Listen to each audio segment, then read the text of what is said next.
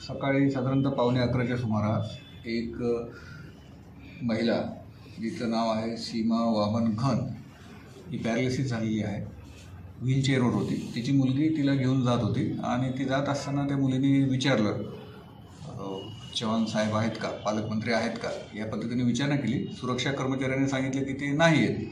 तर त्या याच्यात त्या मुलीने एक दगड त्या कॅबिनेटवर फेकून मारला, त्यात ती काच तुटलेली आहे आणि ते दोघांचे वादविवाद सुरू होते, ते तिथनं निघून गेले.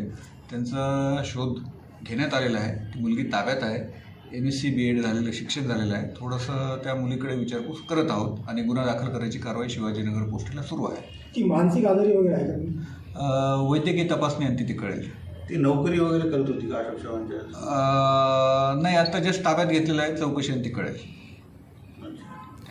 हमारे यहाँ फर्नीचर, पलंग, सिंगारदान, सोफा सेट, अलमारी, dining table, fridge, computer table और दीगर कंपनियों के फर्नीचर दस्तियाब है। एक मरतबा तशरीफ लाकर खिदमत का मौका दे। Proprietor Maulana Shabir Sahab, deluxe furniture mall and home appliances, fruit market के सामने, माल्टेगिरी रोड, कामठा, नांदेड़।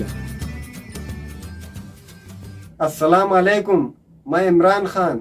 हमें उम्मीद है कि आपको हमारा चैनल अच्छा लगता होगा। लेटेस्ट न्यूज़ के लिए देखते रहिए नांदेड़ उर्दू न्यूज़, और न्यूज़ के पसंद आने पर लाइक, शेयर और सब्सक्राइब करना ना भूलें।